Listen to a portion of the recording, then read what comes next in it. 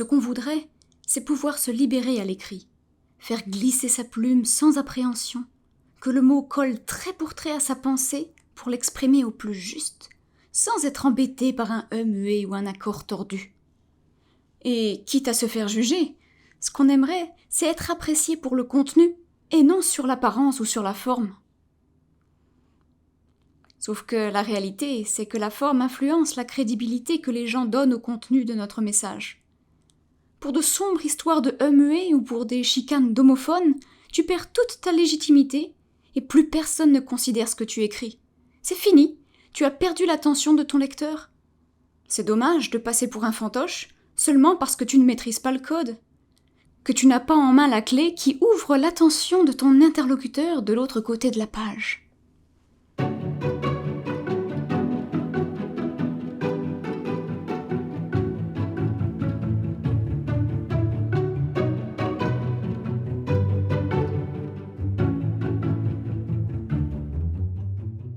Salut les amis, c'est moi, Pauline, prof de français langue étrangère. Alors si vous cherchez à vous libérer enfin de l'orthographe pour vous focaliser sur ce qui compte vraiment, c'est-à-dire le message que vous voulez transmettre, alors vous êtes au bon endroit.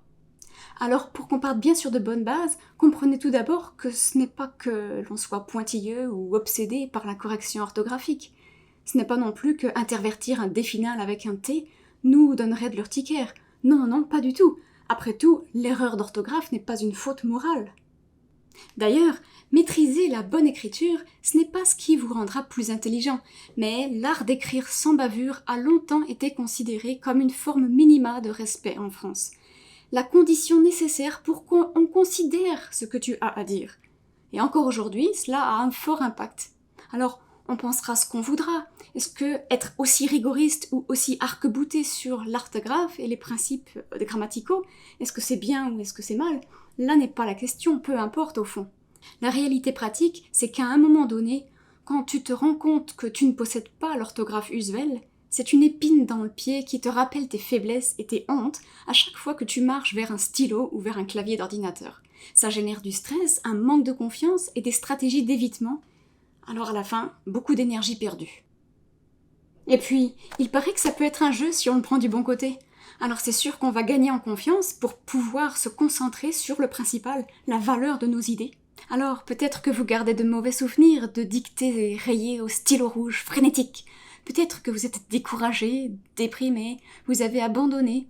Et tout ceci n'est pas de votre faute. Le système scolaire ne vous a pas vraiment appris à apprendre efficacement. Et ça s'invente pas, c'est un sport, avec ses techniques et ses mécanismes.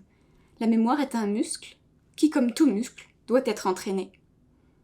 Et quand je vous dis mémorisation, peut-être vous vient-il à l'esprit cette image d'un pauvre élève, la tête entre les mains, le nez dans son livre, à bachoter des heures et des heures, du matraquage. Sauf que cette technique, le par cœur bête et méchant, n'a pas de sens en soi. Il n'a pas de saveur et il est voué à être oublié dès que l'examen sera passé. On n'apprend pas à coups de marteau, la force ne résout rien. Alors, soyez plus futé et entraînez votre habileté à penser juste, à être agile, à jongler entre les idées de votre imagination. En un mot, retrouvez comment solliciter efficacement votre mémoire. La technique est toute simple. Vous savez sans doute qu'on retient tellement plus vite et efficacement et naturellement les choses amusantes pour lesquelles on prend plaisir.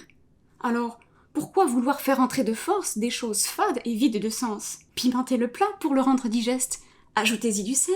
Cette méthode sel, je l'emprunte à Sébastien Martinez, champion de France de mémoire, mais elle a fait ses preuves autant auprès de mes étudiants, à qui j'ai partagé ces méthodes, que dans mes propres apprentissages sollicitant mémoire et attention, tels que le lexique arabe et hébreu. Sel est un acronyme. Le S représente le sens. Sentez le mot sous toutes ses formes, décrivez son odeur, sa texture, sa résistance au toucher. Sa luminosité, son goût, passez tous ses sens en revue pour vous constituer une expérience totale de la chose. Plus la perception est fine, plus la mémoire va s'y accrocher. Les mots ont des saveurs auxquelles on gagne à être sensible. Le E représente l'enfance. Activez votre âme d'enfant, ou rebranchez-vous aux rêves kafkaïens qui vous arrivent dans le sommeil. Absurde! Et alors? Qu'importe si c'est efficace. Et je dessine un univers fantasmagorique, imaginez. Je vois une ferme, une simple ferme, et une poule qui caquette dans tous les coins de la ferme, parce qu'elle vient de pondre un œuf. Elle est fière. Ah ouais, elle en pond tous les jours, il faut dire que tous les jours, elle monte cette grande échelle, cette si haute échelle, pour aller jusqu'au poulailler et pondre son œuf bien rond. Bien rond comme un O. En voilà assez pour me souvenir que l'œuf commencera par un O. Et qu'il faudra bien au moins un H pour monter une si haute échelle. Enfin, le L représente les liens. Relier les images entre elles pour former une histoire inoubliable. Que dire de l'espoir que nourrissent encore certains adjectifs persévérants et ambitieux de devenir adverbes pour servir les admirables rois verbes. Il faut dire que ça leur coûte un bras de se faire refaire le lifting. Les deux entreprises concurrentes se tirent dans les pattes pour gagner des parts de marché, mais rien à faire. Leur clientèle n'est de toute façon pas la même. Impossible d'oublier une telle histoire quand les mots prennent vie et corps devant toi. Et si ces histoires un peu bizarres et farfelues de business entre adjectifs et adverbes te laissent un petit peu sans voix, c'est que tu n'as pas encore téléchargé notre jeu avec lequel tu vas tout comprendre et grâce auquel tu ne feras plus jamais d'erreur. J'ai découvert tous les ressorts de ces techniques de mémorisation auprès de mes très jeunes élèves étrangers en immersion en français. En particulier, une très jeune américaine, super distraite, mais qui débordait d'imagination. Une poussière qui passait devant la lampe et pouf, elle passait du coq à l'âne. Pour capter son attention très courte, il me fallait développer une histoire, un narratif à même de la captiver assez longtemps. J'espérais ainsi développer chez elle une forme de mémoire automatique passive. Bon, résultat mitigé. Et pour avoir testé plusieurs tentatives, au résultat mitigé, j'ai finalement fini par lâcher prise et je suis rentrée dans son propre imaginaire. Et c'est là que j'ai pu y puiser tous les ressorts pour y raccrocher des contenus grammaticaux. Qui l'aurait cru ? C'est que dans son monde, elle avait elle-même créé Madame E, souvent en retard, mais que tout le monde attendait en fin de mot. Et il y avait bien sûr ce fameux château des rois verbes, un château fort aux 3 tours, les 3 groupes de verbes, que nous devions dessiner encore et encore. Et bien sûr, dans chaque tour, il y avait une armoire où étaient disposés les vêtements de chacun des verbes. Ben oui, dans l'armoire de la tour numéro 1, il y avait des vêtements comme E, ES, E. Tandis que dans la tour numéro 3, dans l'armoire, on pouvait trouver SST. Les terminaisons des verbes du groupe numéro 3. N'est-ce pas fabuleux ? Et nous avions aussi inventé ce dandy anglais, Monsieur Hill, qui adorait tremper son biscuit dans le thé. Ben oui, c'est bien naturel. Je suis donc entrée dans la logique de mémorisation par la pratique. Et le monde enchanté de mes jeunes élèves m'a paru un terrain tout à fait fertile pour y planter de la grammaire, y faire pousser des conjugaisons et y récolter des mots bien droits, et sans tuteur s'il vous plaît, dans la bonne humeur et en chanson. Et vous, je suis curieuse de savoir laquelle de ces stratégies que je vous ai partagées autour de la mémorisation de la grammaire et de l'orthographe vous met la puce à l'oreille. Le sens, qui fait appel à vos perceptions en éveil, l'enfance, qui sollicite votre imagination, ou les liens qui mettent toutes ces idées en réseau dans un foyer d'association. En tout cas, si vous voulez recevoir davantage de vidéos comme ça et être informé lorsque je vais publier mes prochaines astuces sur le blog ou dans un webinaire ou même dans mes prochaines offres de coaching, alors assurez-vous de vous rendre sur le site internet de Perspicosme et là, vous allez pouvoir télécharger gratuitement votre jeu sans accroc.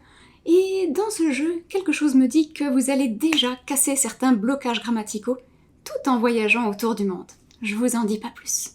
Et en passant, si vous avez aimé cette vidéo, mais surtout si vous connaissez un ami pour qui l'orthographe et lui ça fait 2, mais qui aimerait se former aux techniques de mémorisation, de grammaire et d'orthographe, pour enfin en finir une fois pour toutes avec tous ces blocages, mais qui sait que les correcteurs automatiques on ne peut pas s'y fier à 100% parce qu'il reste souvent des bourdes qui décrédibilisent le message, qui sait aussi que c'est plus efficace de maîtriser l'orthographe soi-même plutôt que de dépendre de la technologie, et qui sait enfin qu'on peut gagner beaucoup plus en confiance et mettre toute cette énergie sur ce qui compte vraiment, le message, le contenu, plutôt que de se stresser à cause de la forme.